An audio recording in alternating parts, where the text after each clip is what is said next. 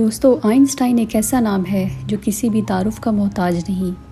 दुनिया में बहुत से साइंटिस्ट आए और गए, लेकिन बहुत कम ऐसे हैं जो अपनी इजादात से पूरी दुनिया को हैरान कर गए, जिनमें से एक आइंस्टाइन भी हैं। आइंस्टाइन जहानत का दूसरा नाम बन चुका था और लोगों को लगने लगा था कि आइंस्टाइन का दिमाग आम लोगों के दिमाग से काफ़ी मुख्तलिफ है।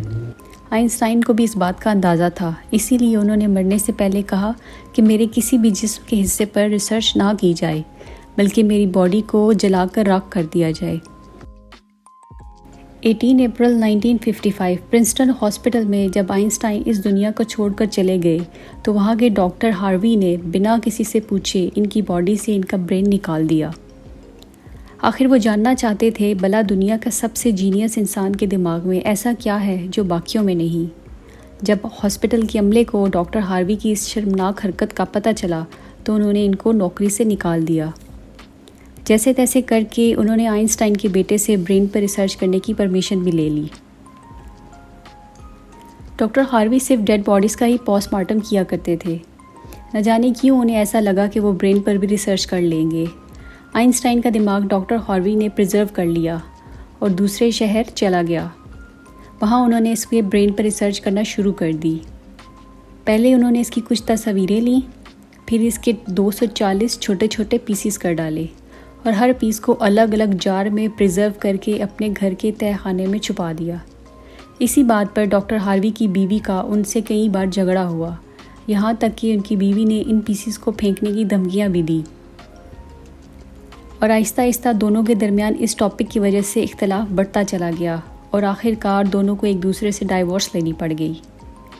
डॉक्टर हार्वी को छोटी मोटी जॉब भी मिल गई और वो इस जॉब के साथ साथ आइंस्टाइन के ब्रेन पर भी रिसर्च करते रहे, मगर कई साल गुजर गए और कोई ख़ास कामयाबी ना मिल सकी। मेडिकल डिपार्टमेंट्स के लोग वैसे ही ब्रेन की रिसर्च पर राज़ी नहीं थे। आखिरकार उनको डॉक्टर हार्वी का लाइसेंस कैंसिल करना पड़ गया, मगर डॉक्टर हार्वी अभी भी पीछे ना हटे और उन्होंने दिमाग के पीसीस को दुनिया भर के न्यूरोलॉजिस्ट को भेजना शुरू कर दिया। और फिर ब्रेन चोरी होने के 30 साल बाद ये रिसर्च सामने आई कि आइंस्टाइन का ब्रेन एक आम इंसान के दिमाग से वाकई में मुख्तलिफ था।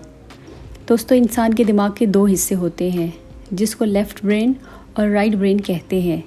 लेफ़्ट ब्रेन आपकी राइट बॉडी को कंट्रोल करता है और राइट ब्रेन आपकी लेफ़्ट बॉडी को कंट्रोल करता है। लेफ़्ट ब्रेन ज़्यादातर बोलने, लिखने, पढ़ने और रियाजी में काम करता है, जबकि राइट ब्रेन इंसान की आवाज़ को पहचानने या किसी भी रंग को पहचानने में काम देता है। ये दोनों ब्रेन जिस चीज़ के थ्रू कम्युनिकेट करते हैं उसे कहते हैं कॉर्पस कॉलोसम, और आइंस्टाइन के ब्रेन का कॉर्पस कॉलोसम आम दिमाग की निस्बत काफ़ी बड़ा था, यानी कि उनका लेफ़्ट और राइट ब्रेन की कम्युनिकेशन काफ़ी स्ट्रॉन्ग थी।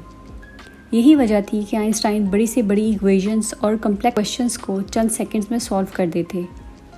आइंस्टाइन के ब्रेन का पैटर्न भी आम इंसान के दिमाग के पैटर्न से काफ़ी मुख्तलिफ था, जिसकी वजह से उनके दिमाग में न्यूरॉन्स का फ़्लो काफ़ी तेज़ था और इसी वजह से आइंस्टाइन बड़ी से बड़ी इक्वेशन को बिना किसी पेन और पेपर के दिमाग में ही सॉल्व कर देते। लेकिन सबसे बड़ा सवाल ये था कि क्या उनको ये दिमाग कुदरती तौर पर मिला था या उन्होंने अपनी मेहनत करके इसको ऐसा बनाया। दोस्तों, ऐसा कहा जाता है कि आइंस्टाइन अपने बचपन से ही गौर व फिक्र करने वाले बच्चे थे और हर वक्त अपनी ही सोचों में गुम रहते।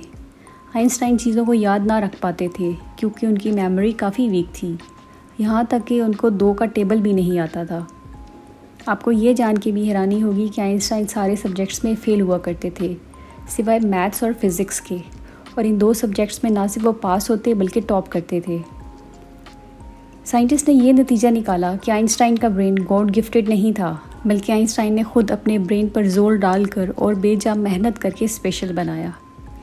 आज भी आइंस्टाइन का ये ब्रेन अमेरिका में मौजूद एक मटर नामी म्यूज़ियम में प्रिजर्व्ड है। आपको आइंस्टाइन के मुतालिक जानकर कैसा लगा, कमेंट्स में ज़रूर बताइएगा।